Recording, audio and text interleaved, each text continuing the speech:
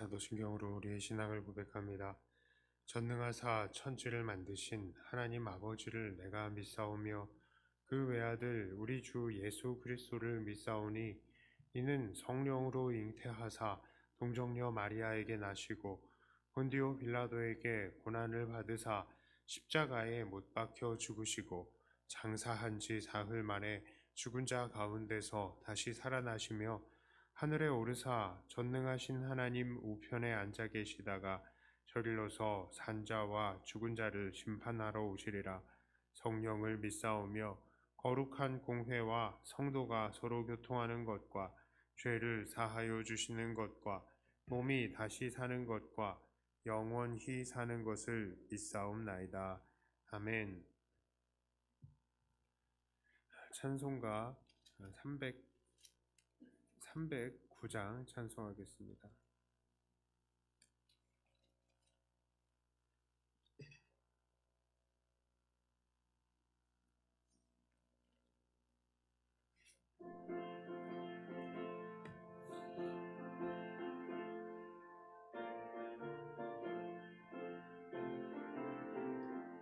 목마른 내 영혼 주가 이미 허락한 그 귀한 영생수 주여 갈망합니다.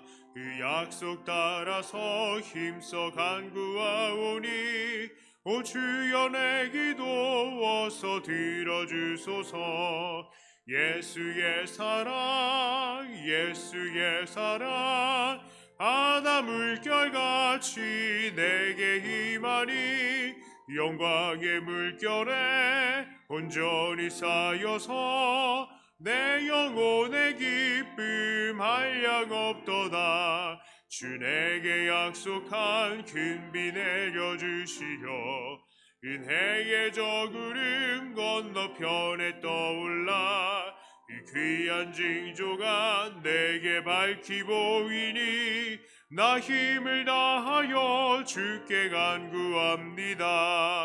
예수의 사랑 예수의 사랑 바다 물결같이 내게 임하니 영광의 물결에 온전히 쌓여서 내 영혼의 기쁨 한량 없도다. 은혜의 소낙비 지금 흡족히 되어 우원의 큰 강물 흘러 차고 넘쳐서 내 추한 모든 죄 모두 발써버리니 나 지금 은혜를 충만하게 받았네. 예수의 사랑 예수의 사랑 바다 물결같이 내게 임하니 영광의 물결에 온전히 쌓여서 내 영혼의 기쁨 한량 없도다. 그 차고 넘치는 주의 은혜의 물결 힘차게 밀려와 내게 만족합니다.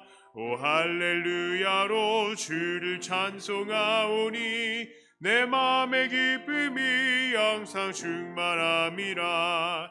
예수의 사랑 예수의 사랑 바다 물결같이 내게 임하니 영광의 물결에 온전히 쌓여서 내 영혼의 기쁨 한량 없도다. 함께 나누실 말씀은 디도서 1장 5절부터 9절까지의 말씀입니다.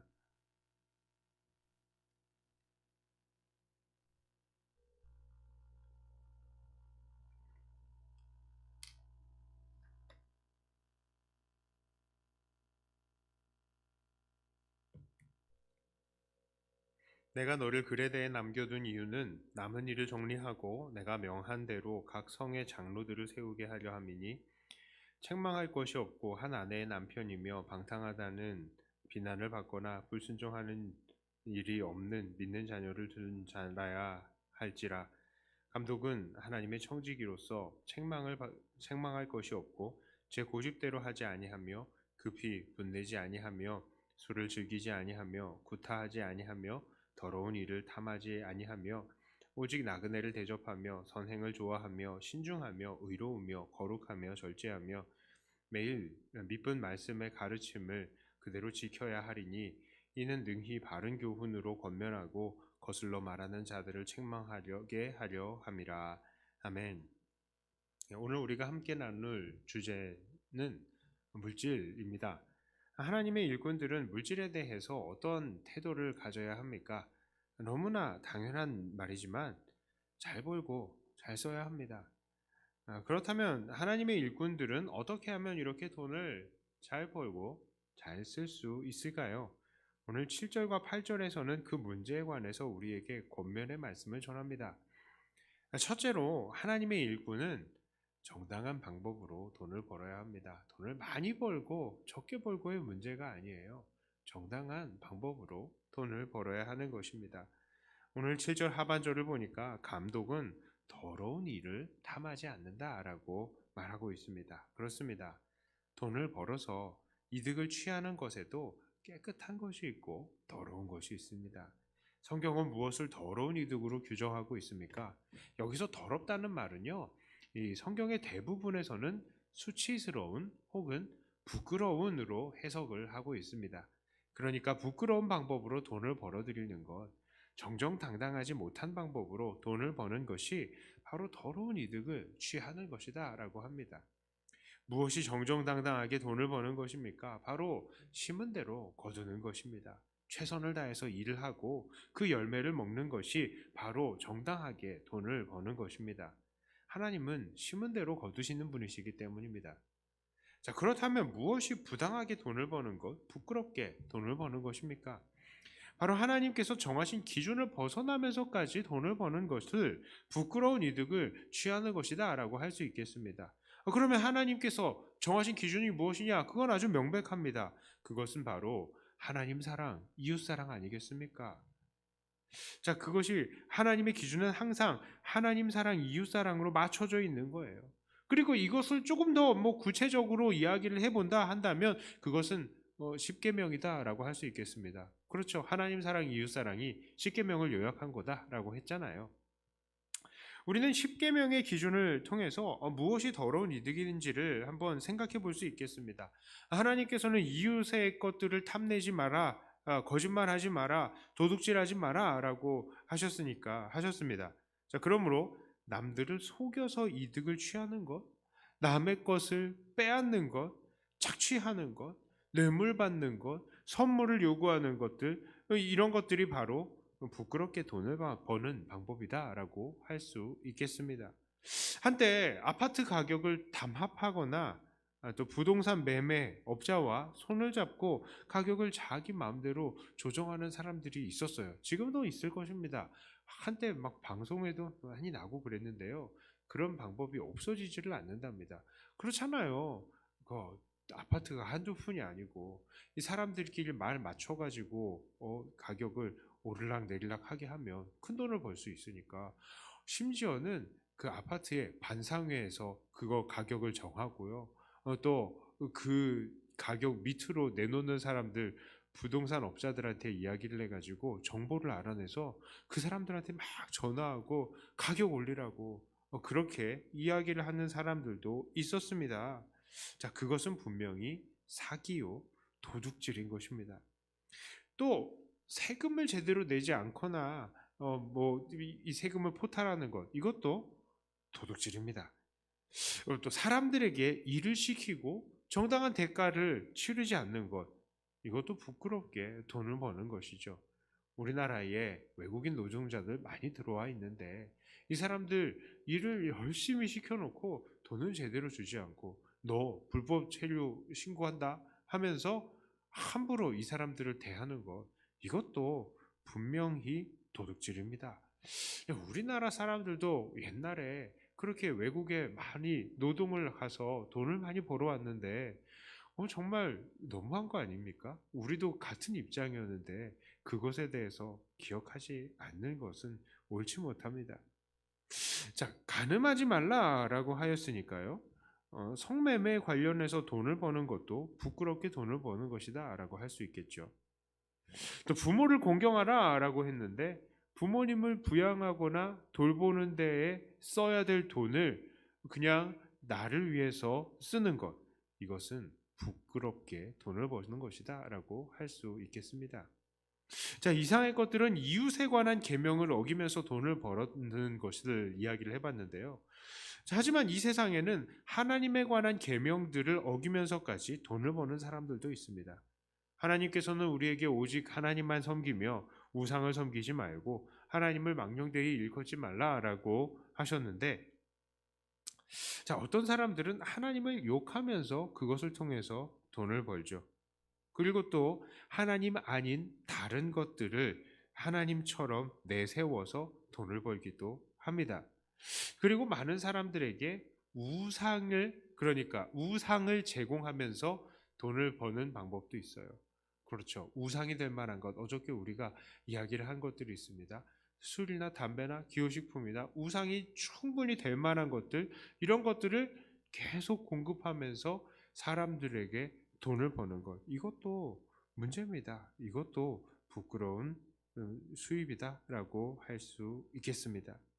자, 그리고요, 또 어떤 사람들은 하나님을 망령되이 일컫지 말라라고 하셨는데, 어떤 사람들은 하나님을 욕하면서 그것을 통해서 돈을 벌고요. 또 하나님이 또 각종 사이비 종교 교주들, 자기가 우상이 되어 가지고 이 교주의 말을 마치 하나님의 말인 것처럼 그렇게 사람들을 속여서 돈을 법니다.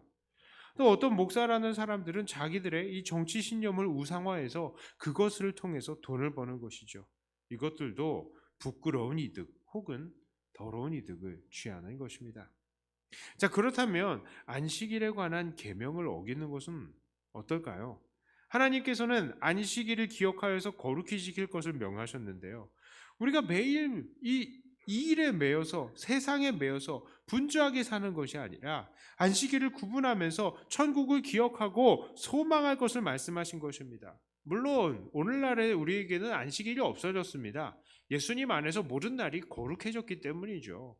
하지만 우리는 이 안식일의 정신을 잊지 말아야 합니다. 예전에 안식일을 범하는 것은 안식일을 평일처럼 여기고 그날도 장사하고 일하는 것이었습니다. 그러니까 천국을 기억하지 않고요, 그냥 이 세상에서 먹고 사는 것을 더욱 중요하게 여기는 것이 바로 안식일을 범하는 결과를 초래하게 된 것이죠. 그렇다면 오늘 우리는 어떻습니까? 이렇게 안식일의 정신을 잊어버리고 천국을 소망하는 마음이 없으니까 사람들이 매일 돈 중심, 일 중심으로 살아가게 되는 것이죠. 앉으나 서나 돈 생각에 마음이 흔들리는 것입니다. 손에서 일을 놓지 못하는 것이죠.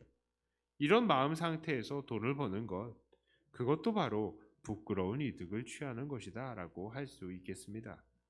자, 우리 하나님의 일꾼 되시는 성도님은 부디 이런 부끄러운 이득과는 관련이 없는 삶을 사시기를 축복합니다.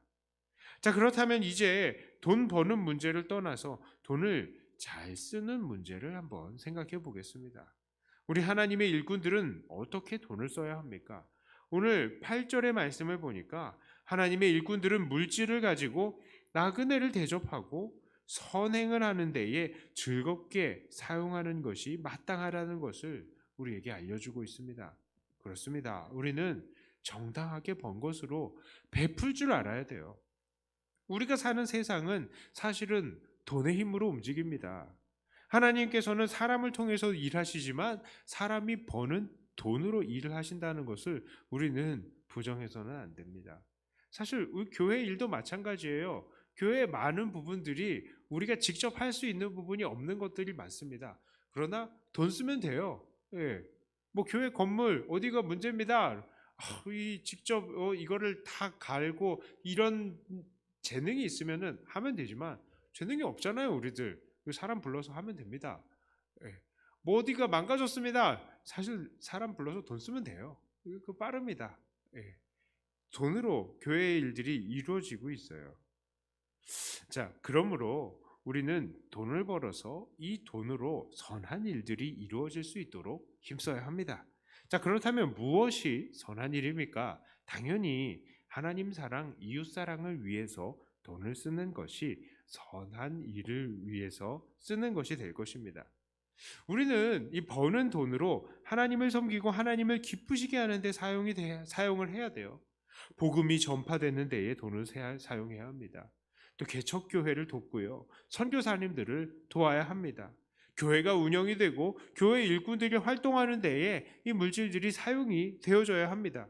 이것들은 하나님을 사랑하기 위해서 돈을 사용하는 것이 되는 것입니다. 그리고 우리는 이 돈으로 이웃을 사랑하는 데에도 돈을 써야 합니다. 돈으로 부모님도 잘 섬겨야 되고요. 또 가난한 자들 돕고 사람들에게 정당한 대가도 지불하고 또 어려운 환경에 있는 학생들 도우면서 이 자녀들이 믿음 안에서 잘 클 수 있도록 도와야 합니다. 그것이 바로 우리가 잘 쓰는 방법이다라고 할 수 있겠습니다. 자, 이제 말씀을 정리합니다. 오늘 말씀은 하나님의 일꾼들은 정당한 방법으로 돈을 벌고 또한 그것을 어려운 이웃들과 선행을 위해서 기꺼이 쓰는 자들이어야 한다라고 말을 합니다. 잘 벌고 잘 쓰는 것이죠. 오늘날 우리들을 보면 돈을 정당한 방법으로 잘 버는 사람들이 적고 또 이것을 가지고 하나님 사랑, 이웃 사랑을 위해서 잘 쓰는 사람도 더 적은 것 같습니다. 사람들은 그 재물을 얻을 능을 주신 하나님께 감사하지 않고요. 그저 자기만을 위해서 사용하려고 하고 또 생활이 어려워진다고 하니 당장에 하나님을 위해 이웃을 위해 쓰는 이 돈의 비중을 줄이고 그저 자기를 위해서만 돈을 사용하려고 합니다. 그러나 아무리 시대가 악해졌다 하더라도요. 여전히 이 땅은 돈을 잘 벌고 잘 쓰는 사람을 필요로 합니다. 하나님 사랑, 이웃 사랑의 마음으로 돈을 잘 벌고 잘 쓰는 사람들 말이죠. 그렇다면 이런 시대 속에서 누가 이렇게 잘 벌고 잘 쓰는 사람들이 되어야 합니까? 바로 하나님의 일꾼들이 그렇게 해야 하는 것입니다. 그러므로 우리 믿음의 일꾼들은 더더욱 이 물질의 문제에 있어서 교회의 덕을 세우시기를 바랍니다. 우리가 앞장서서 정당하고 정직하게 돈을 벌려고 하며 우리가 번 돈으로 하나님과 이웃을 위해서 사용할 때에 하나님께서는 분명히 채워주시는 은혜를 보여주실 것입니다. 이렇게 늘 하나님 사랑, 이웃 사랑의 목표를 가지고 돈을 잘 벌고 잘 씀을 통해서 하나님 나라와 교회를 일으켜 세우시는 사랑하는 주님의 일꾼들이 다 되시기를 주님의 이름으로 축복합니다. 기도합니다. 하나님 아버지 감사합니다. 일꾼들은 정말 돈을 잘 벌고 잘 써야 할진데 하나님 우리가 그런 사람들이 되게 하여 주시옵소서. 혹시 우리 가운데에 돈을 버는 문제에 있어서 정말 부끄러운 불의한 돈을 벌고 있는 사람은 없습니까?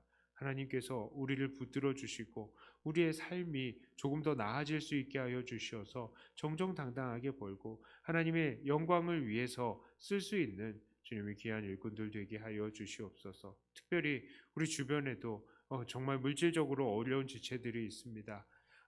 이것을 하나님 우리가 또 눈에 이 사람들을 보게 하여 주시고 이들을 기꺼이 도울 수 있는 우리가 되게 하여 주시며 우리가 깨끗한 방법으로 정정당당한 방법으로 번 돈으로 이웃을 돕고 주의 복음을 위해서 또한 이 물질들을 사용할 수 있게 하여 주시옵소서. 그리하여서 물질들이 나누어짐을 통하여 각자 정말 교회들이 일어나고 또 주의 복음을 전하는 선교사님들도 도움을 얻고 교회가 왕성하게 일어날 수 있게 하여 주시옵소서.